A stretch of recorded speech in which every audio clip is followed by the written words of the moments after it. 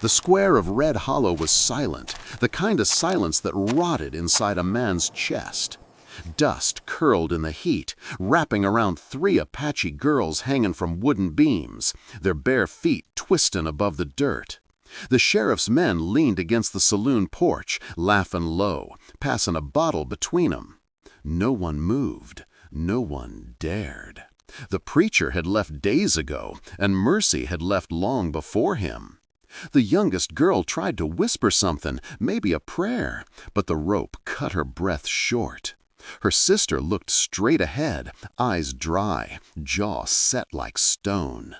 The sun caught the iron mark burned into her shoulder, a crescent shaped like a hawk's wing. It shimmered for a moment, then disappeared beneath the dust. Someone in the crowd spat and turned away. A woman crossed herself. A child cried, but was hushed by his father's hand. And then, through that dead air, a voice thundered from the edge of the crowd. "Stop!" Every head turned. "I'll buy them." The speaker wasn't a lawman, not a preacher, just a rancher, tall, weathered, with the sun burned into his skin. His hand rested on the revolver at his hip, but his voice shook, not with fear, but with something heavier. He wasn't there to save anyone, not today. But sometimes fate calls a man before he's ready to answer. Before we find out what happens next, tell me, what time is it where you're listening from? And if you want to ride along for more tales of courage, subscribe now. Now, let's see what waited for them in the dark. The crowd parted as the rancher stepped forward. His name was Elias Ward, a man known more for silence than trouble. The years had carved lines deep into his face, the kind that only loss could make. His coat was torn from long rides, his boots caked with the red clay of miles gone wrong. He tied his horse to the post, eyes fixed on the girl with the hawk's mark. Something in that scar dragged him backward, to a canyon years ago where his own blood had soaked the dirt. He'd been younger then, a soldier limping through Apache land with a bullet in his side. The world had gone dim until she appeared, barely more than a child, pressing her small hand against his wound. He remembered her words, broken English and trembling lips. "Hawk, protect you." And somehow he lived. Now that same mark burned on her skin, and she hung by a rope the color of the desert sun. Elias looked at the sheriff. "You hang her, you hang your own soul." The sheriff laughed. "She's an outlaw, Ward. That's law." "Then your law's wrong." He tossed his rifle aside, untied his purse, and dropped it in the dirt. "I'll pay their debt." A murmur spread through the crowd. No one had ever spoken like that in Red Hollow. Elias didn't know why his voice had risen or why his heart pounded like thunder. He only knew this: the girl once gave him life when he deserved none. And maybe this was the day he could return the favor. But fate never forgets a debt. It only waits to collect. The first thunder cracked before they cleared the edge of town. Rain came like bullets, hard and cold. Elias held the reins tight, his hat dripping, his jaw set. Behind him, the wagon rattled through mud and darkness. 3 small figures huddled beneath an old coat. The road vanished beneath rushing water. The horses snorted, half mad with fear, but Elias drove them on. The world had become only wind, rain, and the beating of hooves. Inside the wagon, the youngest cried softly. The middle girl whispered prayers in Apache. The oldest, the one marked by the hawk, sat still, eyes wide open. When the storm eased for a heartbeat, she spoke. "Your law never saved us. Why save us now?" Elias didn't look back. His voice was low, the kind that carried through thunder. "Maybe mercy don't need a reason." She stared at him for a long time. Then, slowly, she drew a small knife from her belt, the blade carved with the same hawk wing symbol. She held it up so the lightning flashed across the steel. My father said this mark binds the living to the living. Debt never ends, only changes hands. Elias nodded once. Then it's mine now. Behind them, far across the wet plain, came the faint echo of hooves, too many to count. The men of Red Hollow were riding out. Naomi's eyes hardened. They'll come before dawn. Elias adjusted his hat, then muttered, half to himself, "Then dawn better hurry."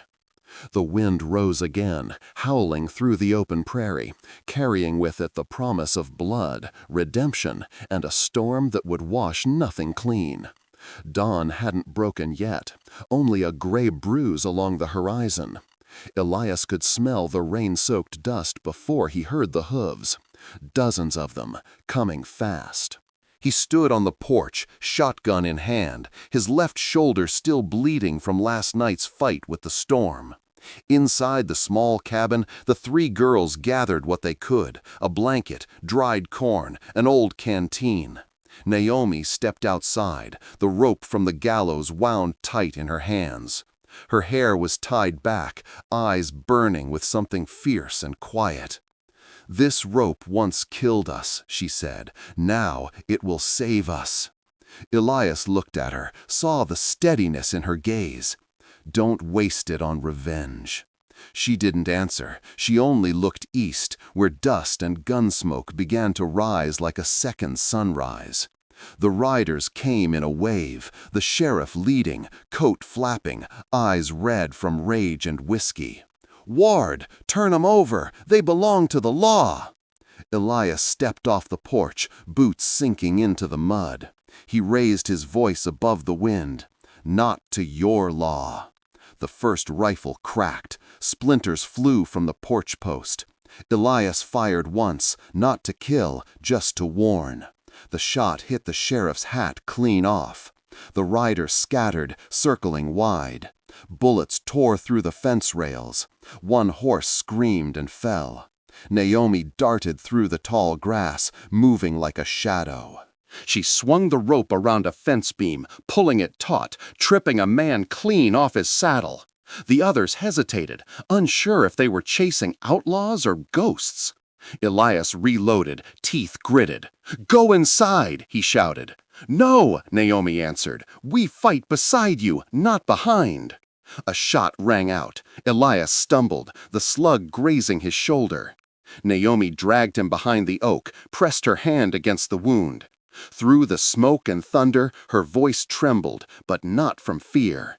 "If we live through this," she whispered, "your mercy will have to prove stronger than their hate." He met her eyes. "Then let's make it so."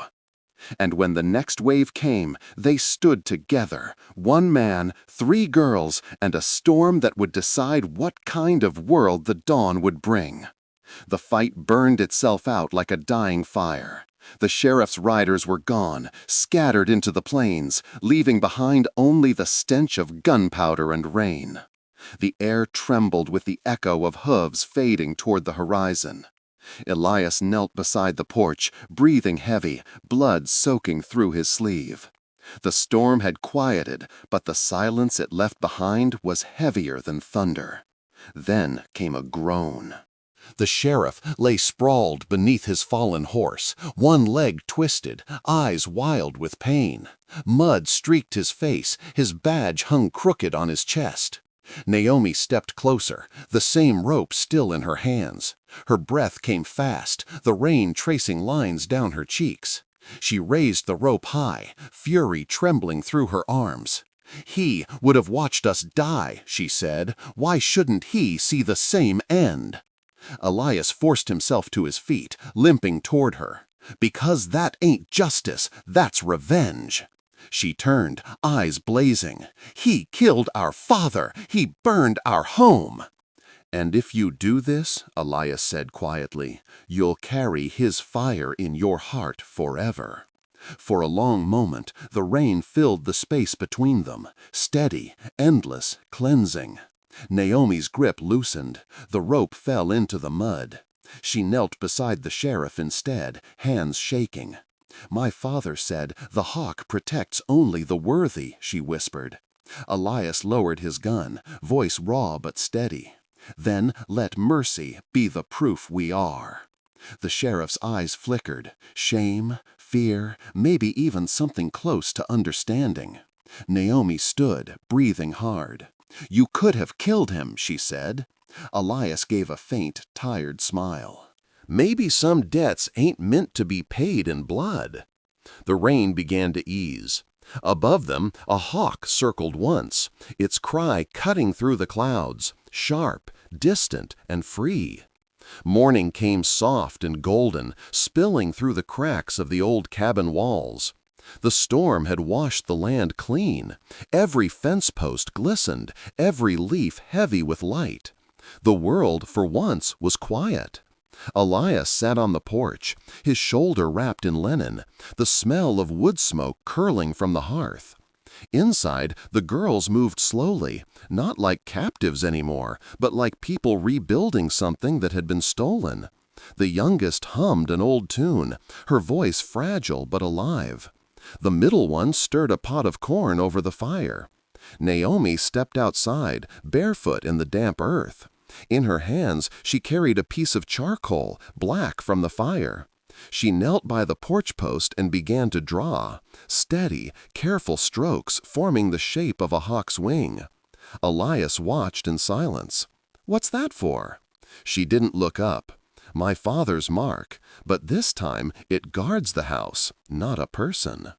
He nodded slowly, eyes softening. "Then it'll keep us all." She smiled, faint, unsure, but it was a smile nonetheless. The first since Red Hollow. They spent the day fixing the broken fence, tending the horses, mending what could be saved. The land still bore scars, but so did they, and somehow both seemed ready to heal. When evening came, Naomi sat beside Elias, the sky burning with the last light of day. "We'll stay," she said quietly. "Work this land. Maybe it forgives both of us." Elias looked toward the painted mark, glowing faintly in the firelight. "It already has." Above them, a hawk glided low, wings spread wide, not as an omen, but as a promise. The prairie was still when night returned. The wind had lost its anger. Even the cicadas seemed to sing softer. The rope Naomi once held now hung coiled by the doorway, a silent relic of all that had been overcome. Elias leaned back in his chair, a cup of coffee cooling in his hand. The girls slept by the hearth, their shadows flickering in the firelight. For the first time in years, the land and the man were both at peace.